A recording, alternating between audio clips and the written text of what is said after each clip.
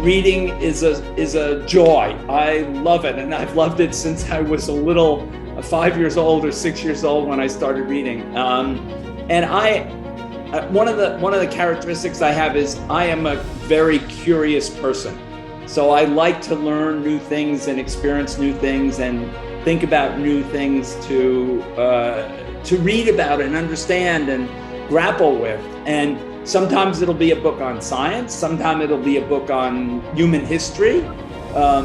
Sometimes it'll be a book on somebody who's in a leadership position and how they dealt with difficult things.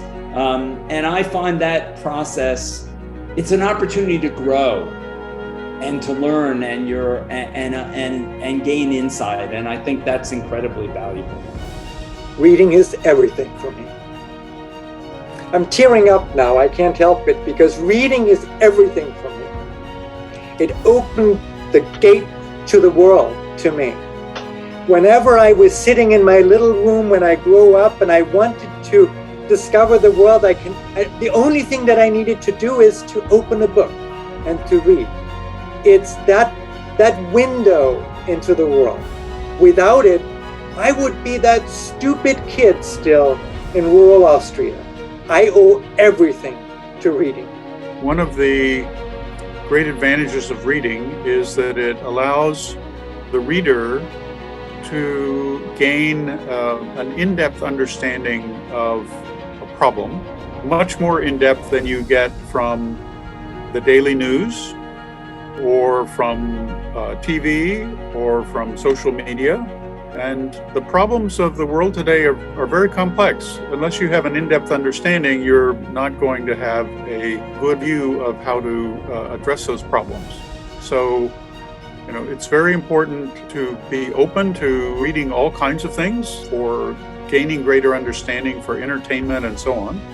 I think that it's also important that there are entities that can provide good reading material.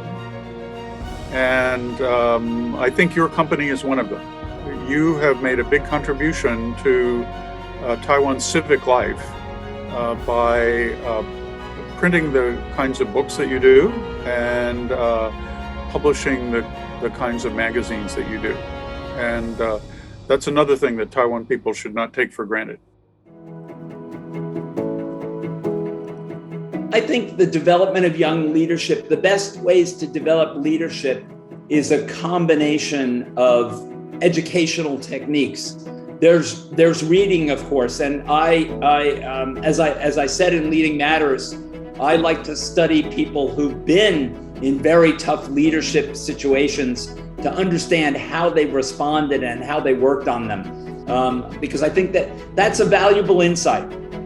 Everybody faces this set of problems that is somewhat different, but I can learn how somebody dealt with a very complex issue and perhaps take some lessons from it. There's also experiential learning, though.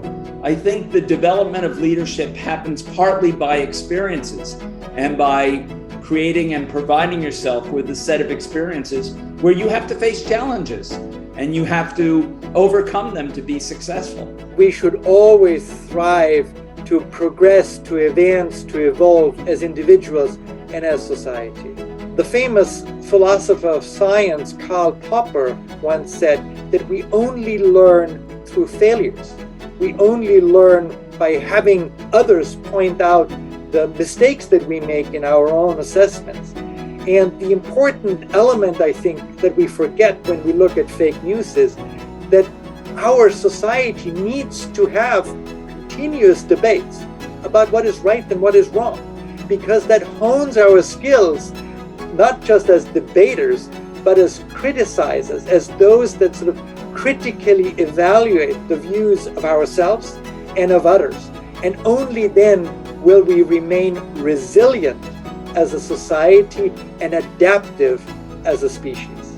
To the young generation and to worried parents, I say, focus in the education of your kids, not on having them calculate faster, because they will never match the computer, or not carry a heavier load, because they will never match the machine, but focus in the education of what the machine can't do, that imagination, that originality, that creativity that only humans possess. we as humanity have only achieved so much because we have shared knowledge and shared information. That's the idea of the Enlightenment. That's the idea of the scientific endeavor, of books that we read. We want to learn, to improve, but we can only do that if the data, if the knowledge, if the information is accessible. That's what we have to achieve. I do agree that Taiwan people, especially young people, should be more aware of the political risks that Taiwan faces.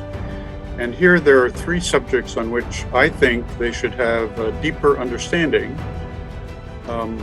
Regarding all three of these, there's a lot of books to read and articles to read, both in Chinese and English.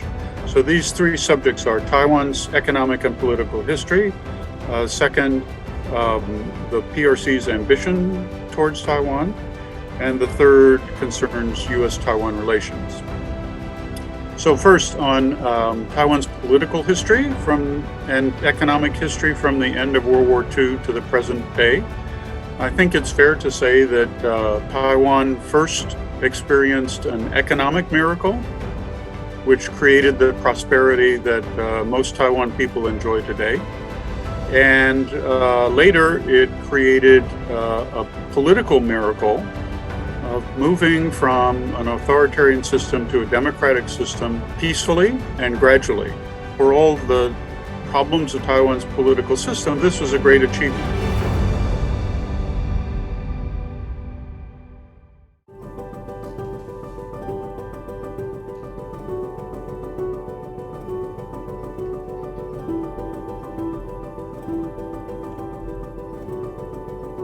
"天下文化"这四个字，在中古代最老的《周易》里边，已经有了一个经典定义。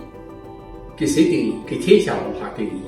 那我这儿不讲，大家可以去看文章。文章里边把《周易》里边的句子写出来了。我现在讲的是，天下那么混乱，因为有文化，它才能安定下来。文化又是这么杂多，因为胸怀天下，它才能真正伟大。那么我们2000多年前的古人呢，不知道天下会分成东方和西方，结果呢，没想到这两方面其实在文化上很难互相理解。好，幸好看到天下文化搭起了一座桥梁，像高希军教授、王立新发行人他们。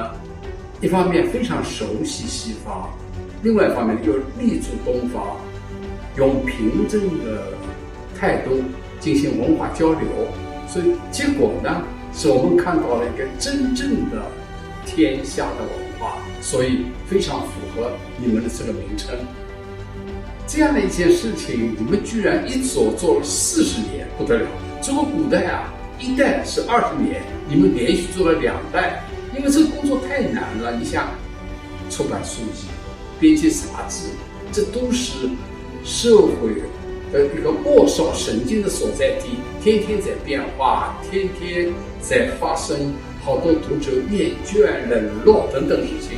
你们居然站在第一线，不断的吸取新的文化信号，把它们变成优美的文化作品，而且你们自己呢，也是努力的寻找，努力的学习，努力的创造啊！所以你们总是生机勃勃，像高龄的高希军教授，现在还神采奕奕，真是令人羡慕。所以你们的40年其实是一个不老的传奇。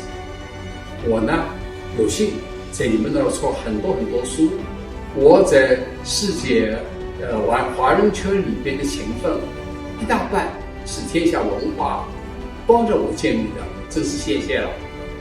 天下文化40年了，我想起孔子的话，叫做40而不惑。现在呢，我们的华人世界或者更大的世界里边有很多惑，大惑、小惑、远惑、近惑。那么能不能让不惑的天下文化能够来帮助大家解除这个惑，让我们更好的进入一个文化的天地？谢谢。